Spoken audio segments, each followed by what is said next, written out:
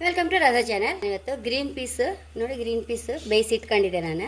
ಇದರದ್ದೊಂದು ಪೂರ್ವ ಮಾಡಿ ತೋರಿಸ್ದೆ. ಕುಕ್ಕರಲ್ಲಿ ಒಂದು 2 ವಿಸಿಲಲ್ಲಿ ಬೇಯಿಸ್ಕೊಂಡು ಇಟ್ಕೊಂಡಿದ್ದೆ. ಇದರದೀಗ ಪೂರ್ವ ಮಾಡಿದೆ ಹೇಗೆ ಅಂತ ತೋರಿಸ್ದೆ. ನೀರುಳ್ಳಿ ಒಂಚೂರು ಫ್ರೈ ಮಾಡಿ ಇಟ್ಕೊಂಡಿದ್ದೆ. ಫ್ರೈ ಮಾಡಿ ಅದನ್ನು ಮಿಕ್ಸಿಗೆ ಹಾಕೋಕ್ಕಿಟ್ಟು ಅದಕ್ಕೆ 1 ಚಮಚ ಎಣ್ಣೆ ಹಾಕೊಂಡಿದ್ದೆ. ನೀರುಳ್ಳಿ ಒಂಚೂರು ಫ್ರೈ ಮಾಡಿ ಇಟ್ಕೊಂಬ.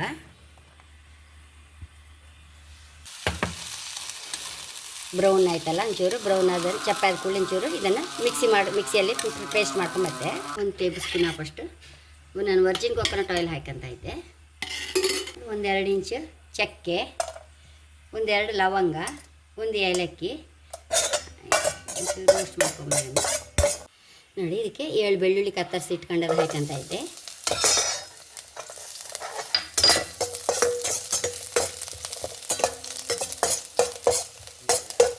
ಆನಿಯನ್ ಪೇಸ್ಟ್ ಹಾಕೊಂಡ್ಬಿಡ್ತಾ ಇದ್ದೆ.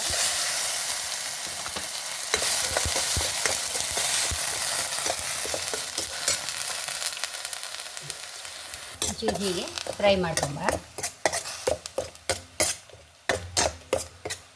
ಚೂರು ಆಯಿಲ್ ಬಿಡುವಷ್ಟು ಒಂಚೂರು ರೋಸ್ಟ್ ಮಾಡ್ಕೊಂಬ. ಇದನ್ನು ಖಾರಕ್ಕೆ ತಕ್ಕ ಮೆಣಸಿನ ಹುಡಿ ಹಾಕೊಂಬ.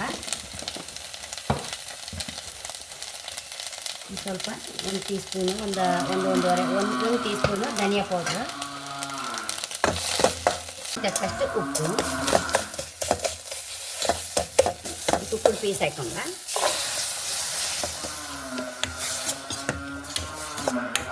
ಇದನ್ನು ಸಹ ಟೊಮೆಟೊ ಪೇಸ್ಟ್ ಸಹ ಹಾಕೊಂಡ್ಬಿಡುವ.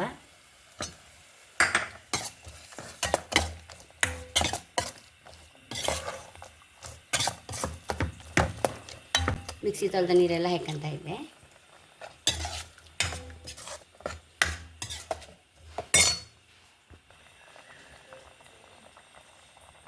ಲಾಸ್ಟ್ ಒಂಚೂರು ಕೊತ್ತಂಬರಿ ಸೊಪ್ಪು ಹಾಕೊಂಬ. ತುಂಬ ಮೈಲ್ಡಾಗಿ ಒಂದು ಪರಿಮಳ ಎಲ್ಲ ಹೆಚ್ಚು ಪರಿಮಳ ಬರುತ್ತೆ.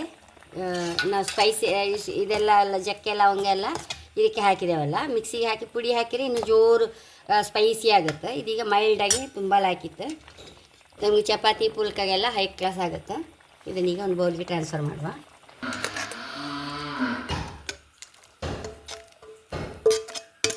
ಎಷ್ಟು ರುಚಿಯಾದ ಬಟಾಣಿ ಕಾಳಿನ ಕೂರ್ಮ ರೆಡಿಯಾಗಿದೆ. ಚಪಾತಿ ಪುಲ್ಕ ದೋಸೆಗೆ ಸಹ ತುಂಬ ಲಾಯ್ಕ್ ಆಗುತ್ತೆ. ಅಂದರೆ ಮೈಲ್ಡಾಗಿತ್ತಲ್ಲ, ದೋಸೆಗೆ ಸಹ ಲಾಯ್ಕ್ ಆಗುತ್ತೆ. ಮತ್ತೊಂದು ವಿಷಯ ಹೇಳೋಕ್ಕೆ ಇಷ್ಟಪಡ್ತೇನೆ.